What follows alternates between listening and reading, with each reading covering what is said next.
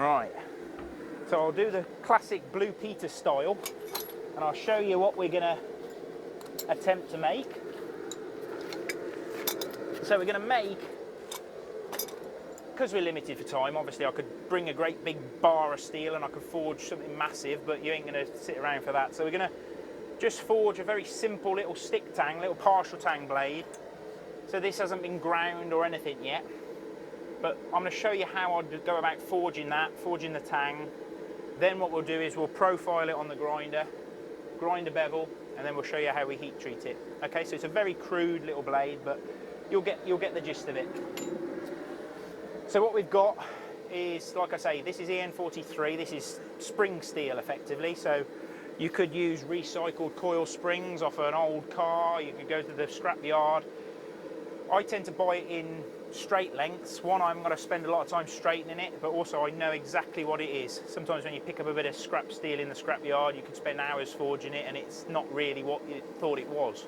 So buying it from a steel stockholder, you know exactly that if you finish making it, you heat treat it the same way, you're going to get good results. And it's not drastically expensive to buy it. So we'll pop this in the forge. I think I'll put my little brick on the back. Try not to, it's a little bit drafty, but I think we'll be okay.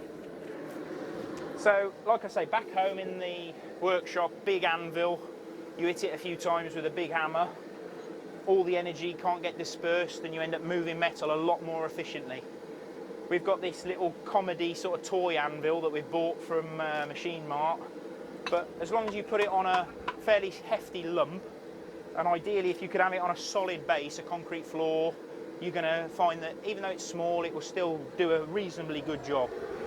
The disadvantage of buying a sort of hobbyist anvil like this is you've got no hardy hole in the end for putting any of your tooling in. Bit of a disadvantage, but if you buy yourself a good vise and mount it to a block, you can hold some of your tools in a vise and that will suffice. It will just about get you through it. Some of these tools that I won't be able to use here are like this tool, which is what we call a spring fuller. This is great for when we start forging the tangs because it puts a sort of parallel divot on both sides of the blade with one strike. Doing it in this manner, with this kind of anvil, we're not going to get such a beautifully defined shoulder on our tang, but we can do that on the grinder. Okay, so first of all, we'll wait for that to warm up a little bit more. It's quite difficult when you're working outside because you can't see all the colours that you'd normally see in your subdued light. So when I pull it out, it might not look very hot, but if you took it in the dark, it'd be glowing. So the great advantage of the gas forge versus charcoal forge, one, it's very compact and easy to carry around. It also means I can have 2 or 3 things in the fire and I've no fear of it burning, no fear of it getting too hot. So we'll give that a wallop. There might be a few odd sparks that come off. Like I say, it don't look very hot in this light, but now when we're forging it out, if it was thicker stock, what we'd probably want to do is draw it out with the cross-peen section of the hammer. But because this is so thin, we can just flatten it out with a flat face of our hammer and we won't put too many big divots in there. It's nice and warm in here anyway.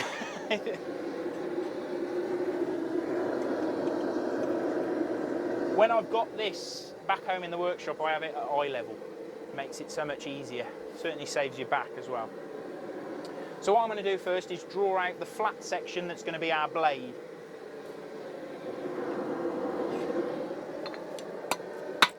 Now when you're forging out steel, it's very important that you don't fold the steel over. So as I draw it out, I straighten up that edge and then I carry on hammering. If you mash over the edge and you fold it over, you're going to end up with lots of little cracks in the blade. So it's very important that you forge in sort of square sections.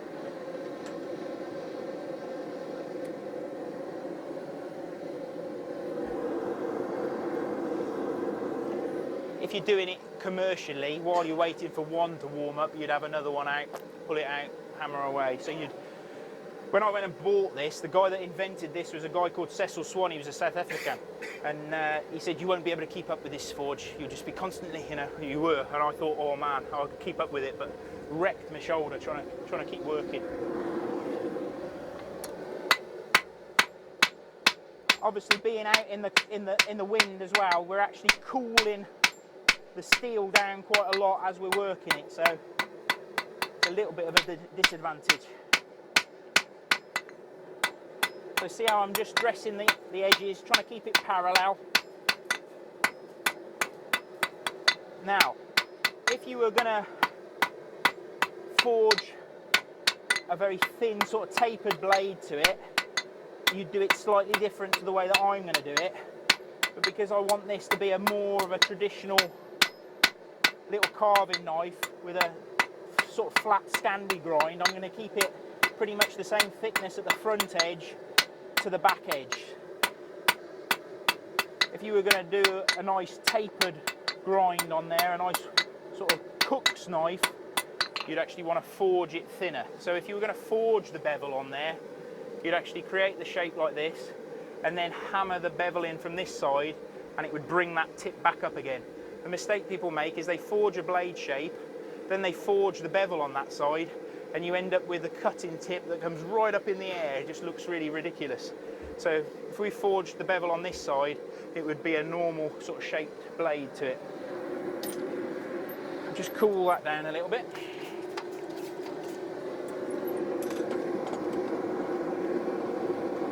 So we'll just dress that off, and then what we're going to do is we're going to heat it up and we're going to cut it off on the cutter. This was just a cheap cold chisel that I bought from the boot sale for, I don't know, 50p or something. So you can pick up a lot of these tools at car boot sales if you want to have a go at it.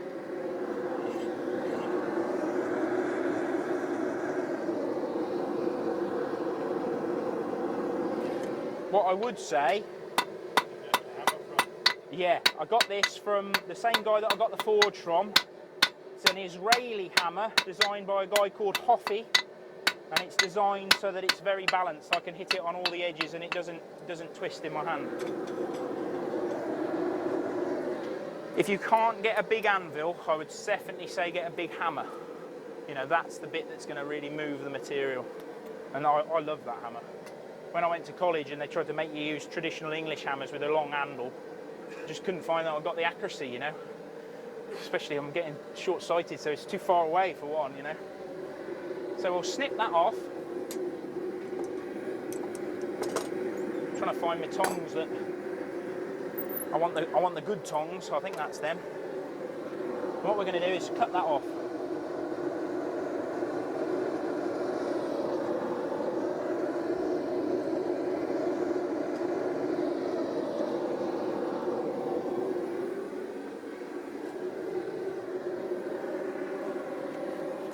Give myself a little bit of protection. Alright. Now, the secret with this is not to cut it all the way through, but to keep hold of it. And that bit, I wouldn't chuck it in the water because you'll put cracks in it. So just put that somewhere to cool. And then we can turn it round and we can grip it the other way then.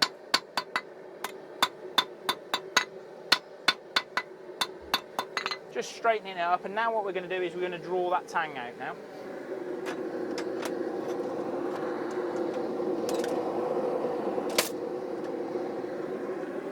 The other thing that you can do, if I remember to bring it, if you've got tongs like this and you want to clamp a blade in there, because half the battle is finding it in the forge when you're forging small things.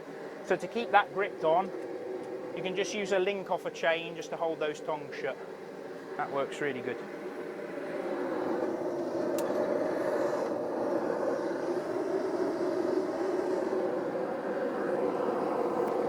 So what we're going to do now is we're going to draw that tang out a little bit.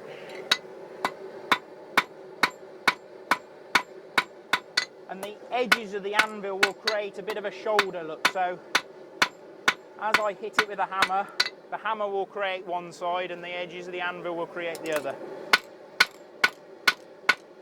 Now as you get thinner, you need to be even more conscious that you don't twist the metal. So really, a few blows on one side and turn it, because it's very easy to distort at this stage.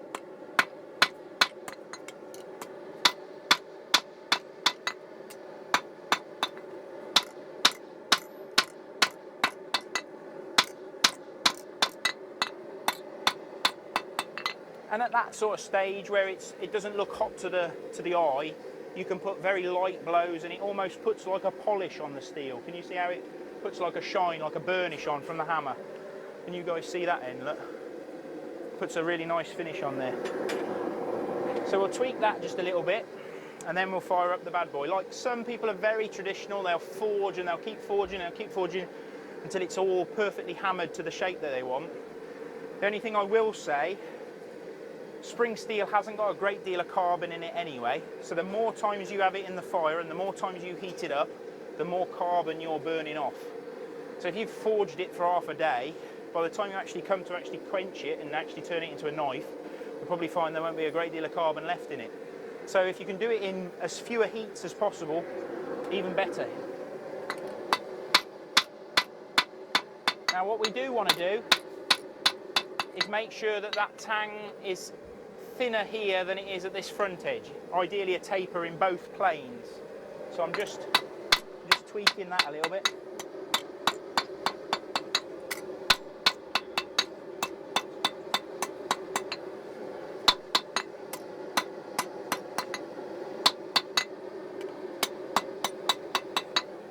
And just trying to keep it as straight as possible.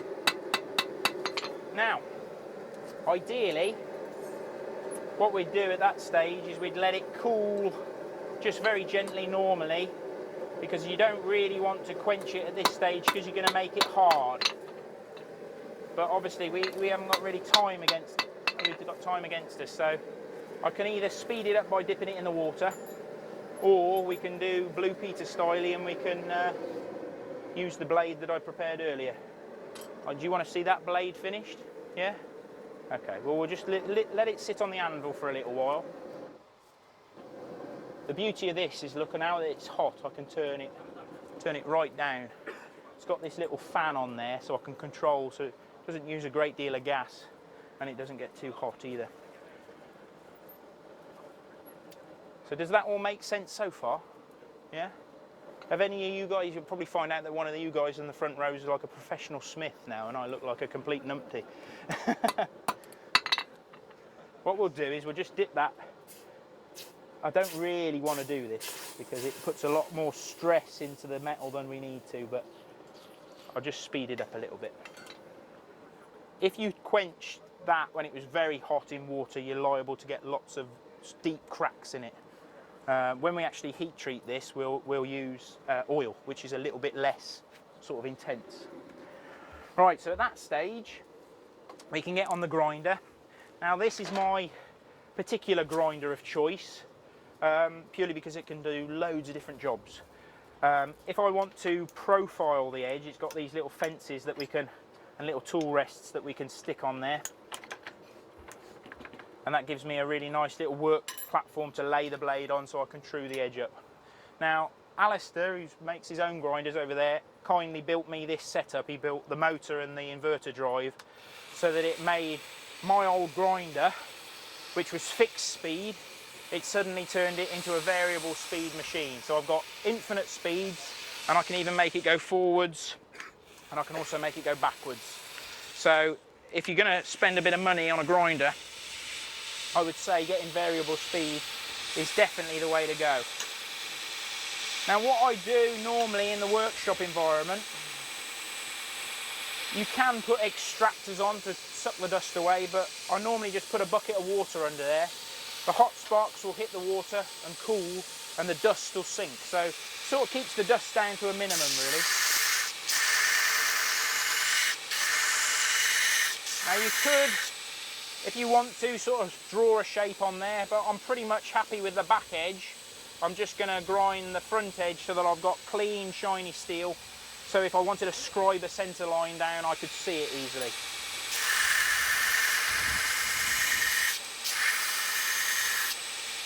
If you've made a mistake and you've mashed the very tip of the knife out, I'd grind that off. You don't want to include that in the finished product.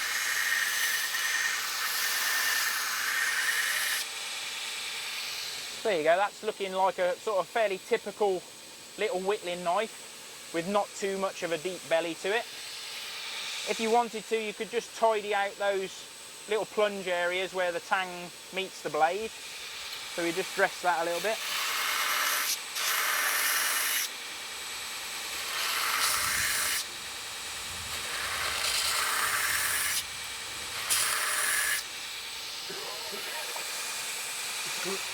While I'm waiting for that to, I want to just heat this block up. We're going to need this big block of steel in a bit, so what I'll do is I'll pop that into heat up at this stage.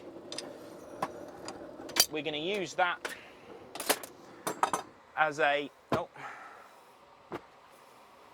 we're going to use that as a big lump of hot steel to actually temper the blade at the very end, so crank that up a little bit. But you can see I've tidied up that area there. Like, I'm not one for using these sort of brass bolsters and things. Obviously, if you were using one of those brass finishing pieces, you'd need to make a real tidy job of getting those square and parallel. But if you were going to stick like an antler handle on there or a little wooden handle, you don't have to worry about it too much. As long as you've got a nice radius so that you haven't got a hard square shoulder, it's going to be plenty strong enough. Now at that stage, I'd say best thing to do is get a bit of marker pen, colour that in so it's black, and then you can scribe a centre line down it. Gives you something to work to. Obviously, because it's a forged blade, it's going to be a bit more awkward than scribing a centre line on a nice piece of ground flat stock. But at this stage, because I'm sort of fairly confident in what I'm doing, I'll just sort of eyeball it really. So we'll take this off. The advantage of this grinder is we've got this nice steel plate behind the work belt. So this is called a platen. This allows us to create really nice flat grinds. What I tend to do, I'm a right-handed person, so the right-hand side is always more comfortable than the left-hand side. So I start on the right, and I drift the belt so it's slightly off the edge of the platen.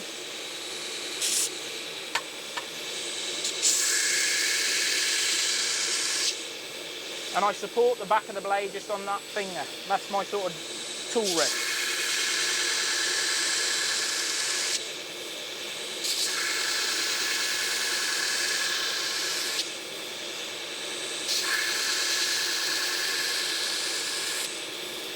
So that's pretty much the bevel ground on one half of the blade.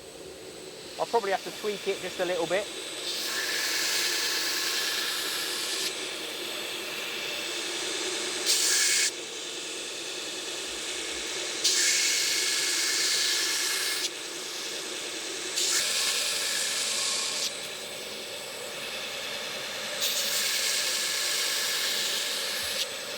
So this is quite a coarse grit at the moment. This is 80 grit, or is it 60? I think it's 60 grit actually, which is great for heavy stock removal, but it's not going to leave a particularly fine finish. So we'll have to dress that up later. But you can pretty much see that we've got a fairly symmetrical bevel on there. Yeah. At that stage, if you've got to do any marking on the blade, so if you want to put your initials on it, you want to put somebody's birthday on it, whatever, that's the time to stamp it. So I brought my little stamp with me. So I'll lay that on there. At that stage, it's still soft. Okay, we quenched it a little bit in the water. It's not as soft as it should be, but it's still soft enough that we can stamp it with no fear of cracking the blade and things like that. Okay? So the next step, if we had time, I would heat that up in the forge up to critical temperature, sort of for EN45, EN43, it's about 825 degrees, 830 degrees, a little higher than 01. And then I'd let it cool very, very slowly. That's to stress relieve it, to anneal it, to make it really truly soft. So normally I'd heat it up to critical temperature, turn the forge off and just let the whole thing drop just overnight almost, and then it'd be dead soft in the morning. Then at that stage I can harden it and I can heat it up again and then quench it in the oil, and that makes it very hard, but at that stage it's very brittle. We haven't got the luxury of annealing it this time, so what we'll do is we'll pop that in the forge and I'll just let that heat up. The thing that I tend to use for my quench, I have a bigger vat at home, but I've got vegetable oil. Now vegetable oil works fantastic. It's not toxic. You're not going to fear lots of black fumes coming off. It's not going to run any risk of giving you any horrible disease because you're absorbing it through your skin. All it does is it makes the workshop smell like the chip shop, and it's just beautiful. And it also puts a nice finish on the steel as well. I had a bad experience using some old engine oil off my dad that he didn't tell me that he'd put a combination of paraffin, diesel, and probably a bit of old petrol in there as well. Quenched the blade and it ignited and burnt all the hair off my arm. So vegetable oil is nice and safe. Ideally, when you're heating the blade, you want to try and heat it evenly. If you lay it flat on a tile, you'll probably find one side is slightly hotter than the other, and it's likely to warp as you quench it. So I tend to support it in my tongs so that the heat is on either side of the blade. It's probably a little bit hot for it in there. And I normally let it soak for a little while as well. Normally let it soak for a blade of this size, probably about a minute, something like that. The big problem when people are heat treating is they take it up to that critical temperature and they whip it straight out and quench it. The soak time is almost as important as the temperature you take it up to. That's about 800. Yeah, EN43 is about 830 degrees, something like that. Okay, and then when you take it out, you want to dip it as quickly as possible and as straight as possible. Don't make the mistake a lot of people do, and they dip it in sideways. The one side will cool more than the other and you'll end up with these beautiful crook knife blades by default. Okay? And don't just waggle it around any which way. If you're going to do it, just slice it through the oil like that and that will just gently cool it. You don't want to create sort of pockets of cool oil because it will, again, lightly warp your blade. So I'm just going to drop that in there. You guys probably got the fish and chip shop smell at the front there. So we'll crank that up again because I want that block to get nice and hot, that little block of steel we put in. And if you have got to go fishing around in there and get it out with your hands, you haven't got to worry too much about absorbing any oil off your hands. Let me just see if I've got my cloth in here. If not, I'll go fishing in the van.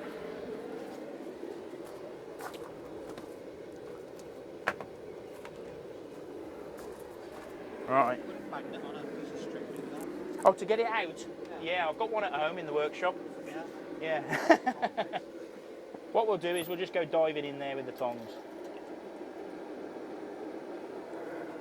Just be careful, it still might be a little bit warm. And the other thing is you don't want it to cut. Now it's hard and we've ground that edge on it, it's likely to cut through the cloth and cut your fingers. So be careful when you wipe it down.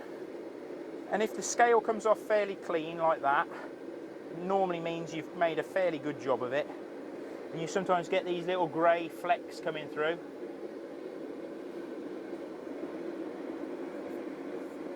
And then what I tend to use, for the cruder tools like this, I tend to just pick up my trusty file off the back of the bench and I just run it along the edge, and you can hear that it's sliding off. It's just about taking the scale off, but it's not making any impression on the steel, and that's pretty much hard. For the sort of full tang knives, I'd normally polish it off a bit, put it on the Rockwell tester, and I'll take a measurement and make sure that it's actually hard at that stage. For a woodworking tool, you need to make sure that it's at least above 60 Rockwell before you temper it back. You don't need to take it right up to like nearly 70 because there's no point. You're going to be drawing it to about 50, sort of 55 upwards really. So as long as it's just about 60 Rockwell and the file skates off it, that'll be perfect. Now, the thing that we need to do then is we need to polish those bevels so we can see the colour. You've got two methods for tempering. At that stage it's very hard and brittle, so we've got to draw the brittleness out of it. So if you've got lots of blades to do, you can put it in an oven, set it to a particular temperature for the steel that you're using, and you can just go and have a cup of tea and come back in an hour or 2 hours time. With this, the sort of more traditional way of tempering, you actually temper it by colour, by the surface oxide colour. So you can apply heat, normally from the back edge, so the back edge is soft and the cutting edge is still relatively hard. So you can either apply heat with a blowtorch, your electric ring on your cook stove at home. We're going to use that steel block that's heated up in the forge.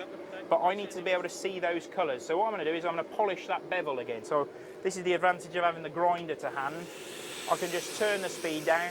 You could even at this stage, and we'll do it just so it shows a point. You can swap grits. Because we only want to polish, that was 80. So let's stick a, I didn't bring a 120. Let's stick a 240 on there. Because we don't really want to grind any amount of material off, we just want to take off that scale. That's the other reason why I like this grinder, it's so quick to change the belts.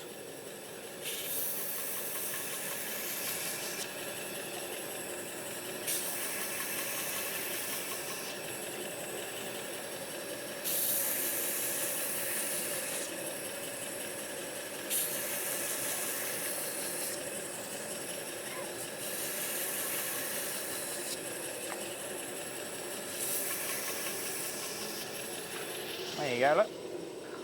So we've polished that blade, and now I can see the colours really quite easily. Make sure it's dry, and certainly make sure that it's got no oil on it, because the oil will cook and it will go a colour that we're looking for. Like if you cook vegetable oil, it goes this lovely golden colour.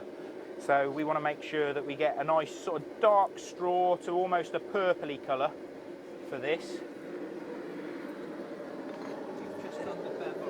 I've just done the bevel, yeah. I want to leave that nice forged finish, but I can see the colours when they start coming. Now, this breeze isn't a brilliant thing. It wants to almost be still, really. But there you go, that's a nice little lump of steel that we prepared. And then I'll get my tongs, I'll use these, I think. And we're going to just apply a little bit of heat. The thicker the section of blade, the more heat you can apply. So obviously I'll try and leave that tip hanging off the block to start with.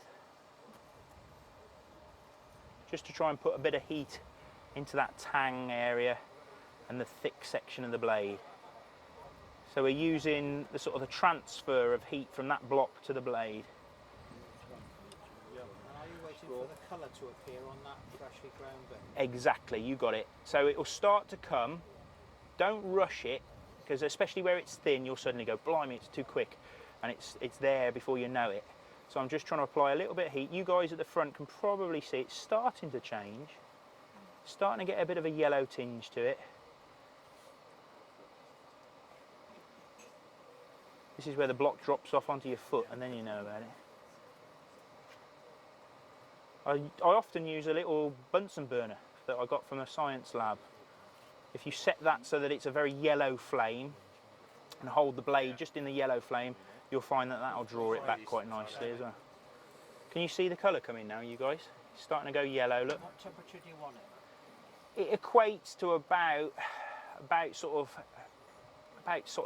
anywhere from about 240 to about sort of 230, something like that. There you go, it's starting to go. A domestic oven will do the same. A domestic oven will work perfectly, yeah. I bought one of these countertop toaster ovens from the boot sale for about £3, and that works perfectly, that does. So can you see that lovely colour we got there now, look? If you find that it's starting to go, say the tip starts to go before the back edge, you can always just dip it. So there's that nice purpley colour that I like. So I can dip the bit that I want to cool.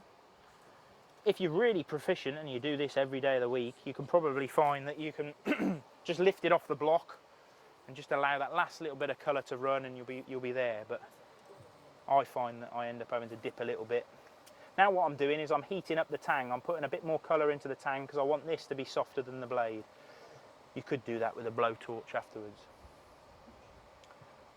You can see the colour, look, there coming on the tang now. Look, it's going almost purple now. If you didn't temper the handle, could that handle snap?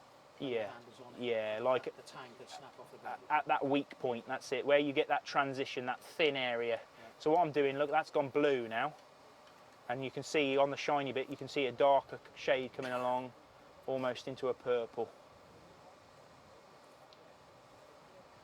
Just like so. And it's good for you guys because you can see the different colours come in as well. So we'll cool that down.